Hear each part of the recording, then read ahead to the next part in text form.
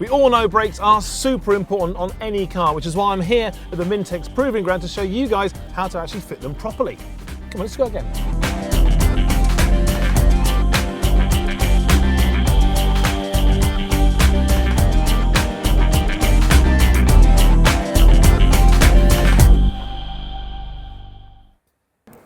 Well, having got the car up on the ramp, the first thing to check actually is the condition of the wheel bearing. It's much better with the wheel in position to get a bit of leverage, and then what you can do is you can kind of rock it backwards and forwards, top to bottom, and you can feel if the wheel bearing is actually in good nick, but also you can also have an idea about the ball joints as well. If you spin it, listening for any kind of rumbling noises, that's all good. I can hear a slightly sort of metallic rub, and that's actually the pad on the disc. That's okay. So having established our wheel bearing's okay, we can now take the wheel off and then get to the brakes. Now it's worth having a think about this little widget here to actually get your locking wheel nuts off. Most alloys now have them, so you need to make sure you get this from the client before they leave the workshop, otherwise you're going to be in all kinds of trouble.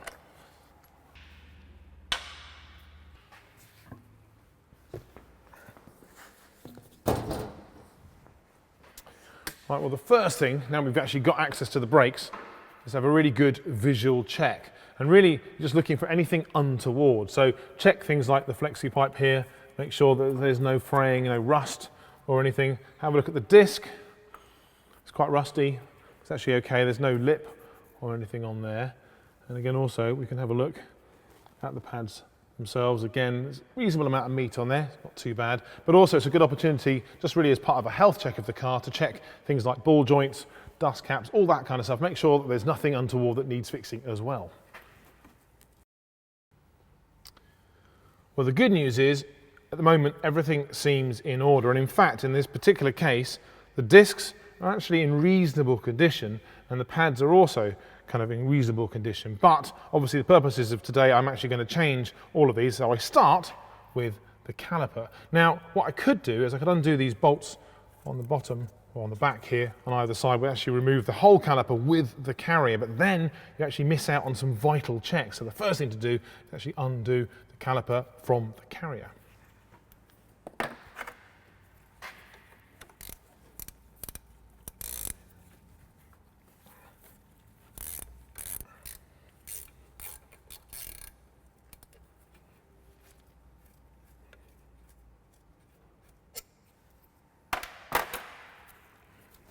Right, so now the next thing, now having undone these, of course, if you think about it, I've just been using the brakes, so the pads are going to be squished up against the disc. So the next thing I need to do is just rock it ever so slightly. So just rock the caliper backwards and forwards. And what you're doing is you're working the piston actually inside to the caliper to give yourself a little bit more space. And this is particularly vital when you have a bit of a lip on the disc.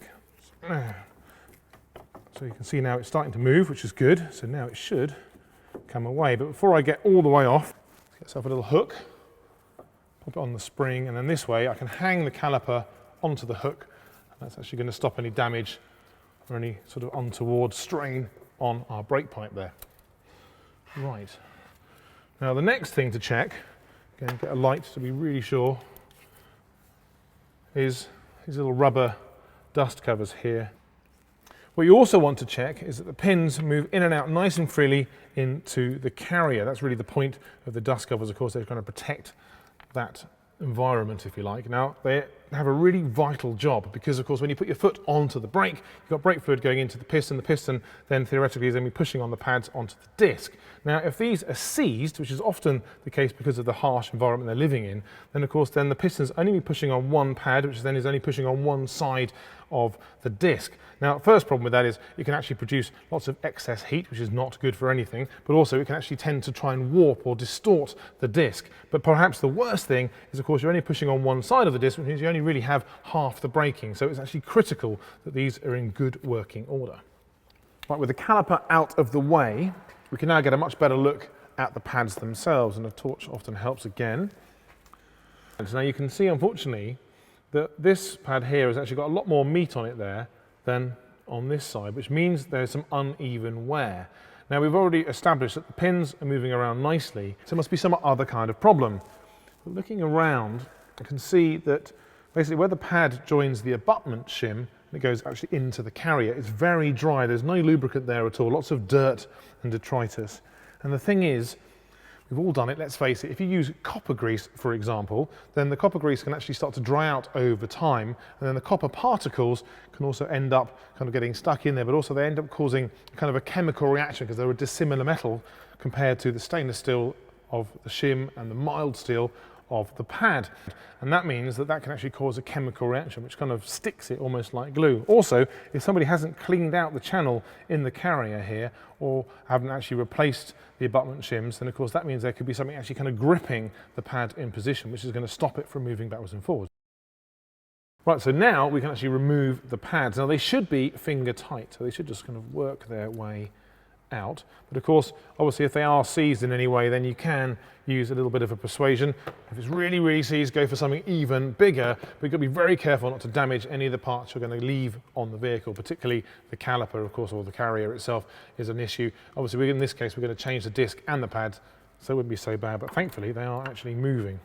So that one's really good, almost new in fact, and then that one comes out. So now we can remove the abutment shims. And actually you can see there is a little bit of corrosion here. So that could perhaps have been causing a problem with our pads. So obviously I'll be replacing them because you should always replace them whenever you change the brakes. And even if it doesn't come with the kit, you should always buy them separately. So you should do that. You should certainly not throw anything that's in the kit away. That would be ridiculous.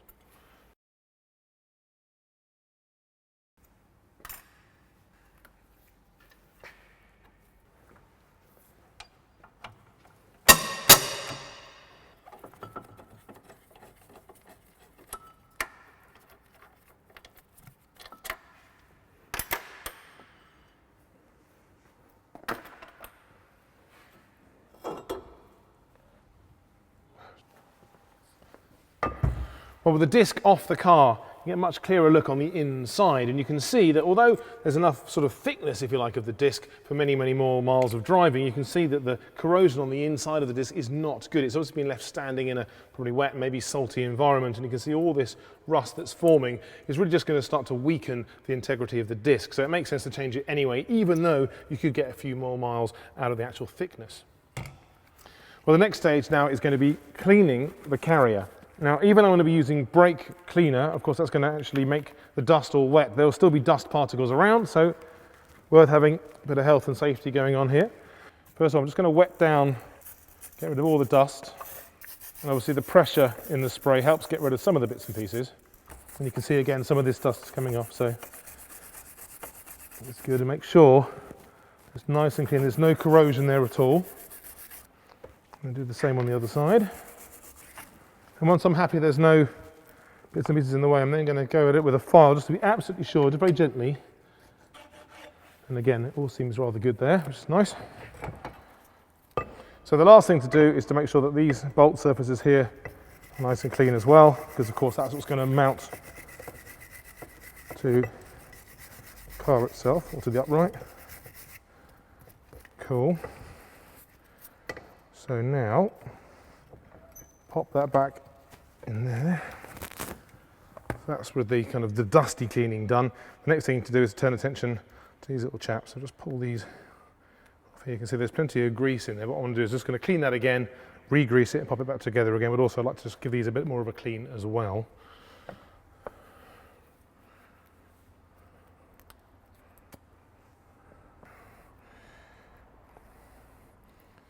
So, obviously if these are perished in any way, then you do need to change them. The whole point of the brake cleaner, of course, is it's not actually going to degrade the rubber. So as long as you use the right stuff, it should be fine. And then pop that back in again, making sure it's around the right way. So that's good. So the next thing is to actually clean the rods themselves. So now I'll just give our pins a little bit of a clean as well. It just makes sense to get rid of any other bits and pieces that might be, even though the dust covers all seem fine, could be a bit of dirt, a bit of grit in there. And then just use rubber lube or rubber grease. Again, this is specially formulated not to attack the rubber. Okay.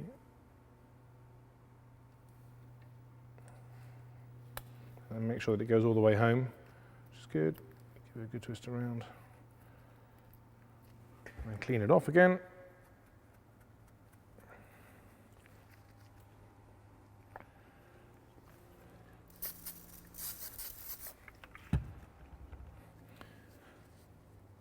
And you really shouldn't try and make any shortcuts by not doing this. It's such a simple, quick job, but it makes all the difference because it means that your braking is actually going to be there when you need it. Let's just face it, it's very important indeed. So again, some more rubber lube.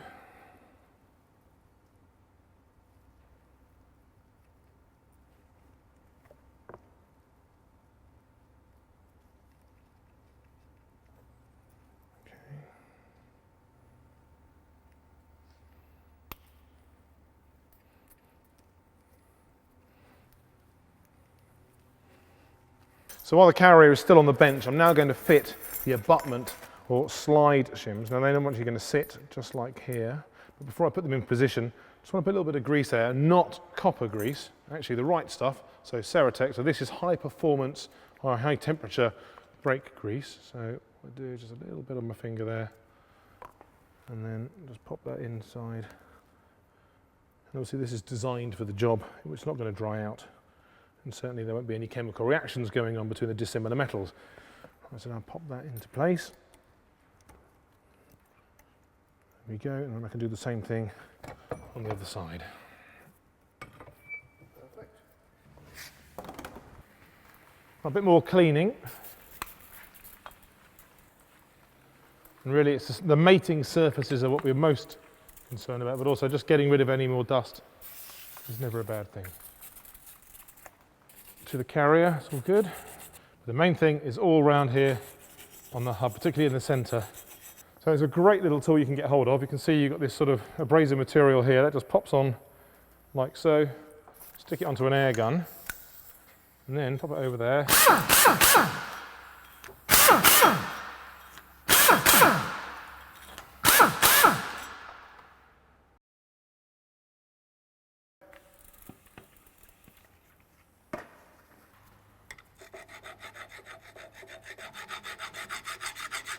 So as before, I just want to make sure that all these nice metal surfaces are actually quite nice and flat, because again, if they're not flat, then potentially the piston could get caught. So that's all looking rather good. So the last thing I have to do is look at the surface here on the fingers. Now in the same reason, or the same way that the piston has to be nice and clean and parallel, I have to have exactly the same, obviously on this side, because that's where the other pad is going to be.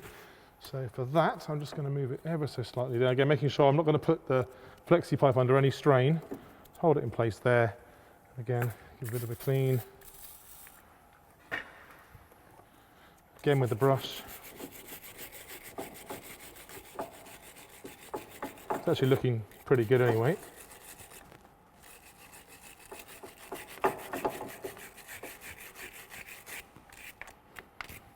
And just to be absolutely sure. Nice firm flat movements with this. Okay.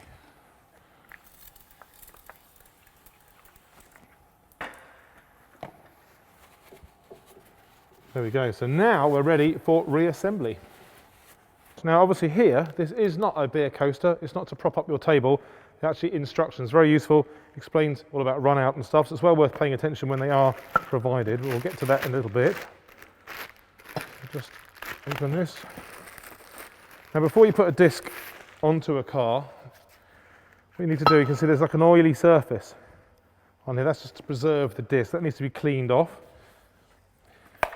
You might as well do it in here.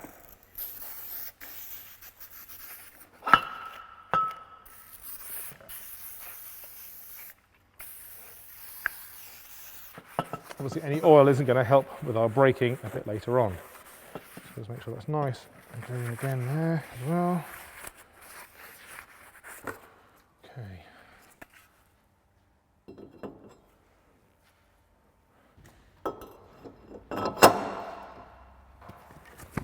Right, so now we have our disc in position, but that's not anywhere near good enough. What I want to do now is actually hold it on with the nuts, torque them up slightly, and then I can actually start measuring the run out.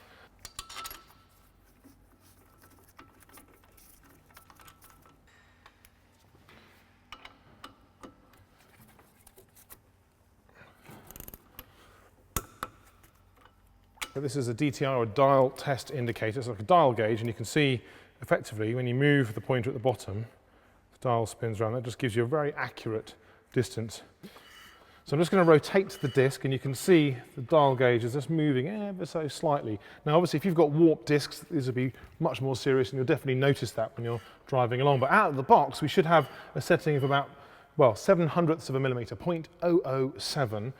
Now if we're looking here, you can see there's a little fluctuation. I'll probably say maybe one those little indents. So we've got basically 0.001 or 1/100th of a millimetre. So that's well within tolerance, which is great. So it means that this is all good and can be reassembled with the calipers and everything else. Right, now we're ready to start bolting the caliper on, but before we do anything, we just want to put a little tiny bit of thread lock on there, just to make sure they're going to stay put. And obviously we'll be doing it up to the right torque as well.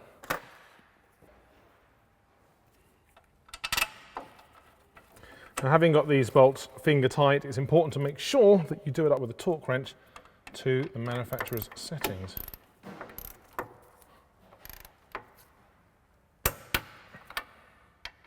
So it's now time to put the pads in. Now, depending on the manufacturer, depending on how they've solved the problem of noisy brakes, many pads you'll find with some kind of shim. In this case it's bonded, but what you don't need to do is actually put some grease on there before you put it in, because that doesn't actually do anything. But you do need to grease just the little tips there on either side. So again, with the high performance braking grease, so the Ceratec, just pop a little bit on there, just a bit more there. And the idea then obviously is this, is just to make sure that it slides backwards and forwards nicely in the caliper. And that just pops into place just here.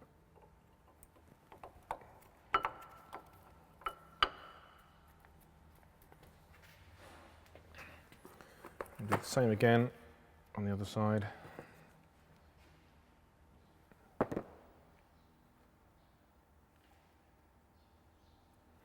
Obviously you don't want to get this grease anywhere near the friction material itself. That's not going to help.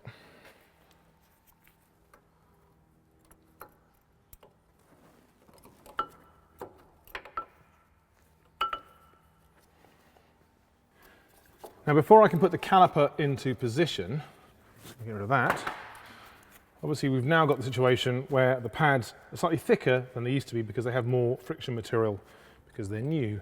So what I'm going to do is actually open up, we'll push the piston back into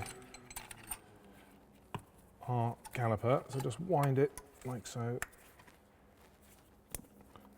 Now what this is going to be doing is pushing the hydraulic fluid back into the reservoir, so it's important when you do this, every time you've done a corner, get back into the car, pump the brakes back up to make sure the fluid goes back into the system. All right, that should be enough. And hopefully they'll just slide in place. There we go, nice and simple. And as before, make sure that you do up the bolts to the manufacturer's torque settings.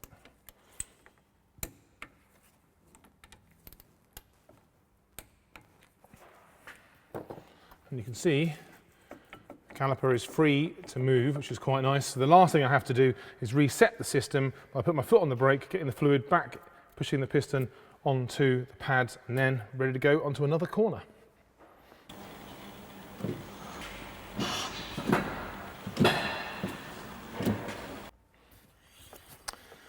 Right, well, changing your brakes properly like this does take a little bit longer, granted, especially the cleaning down, but it's absolutely critical that brakes work properly, whether it's your car or your customer, so please do it right.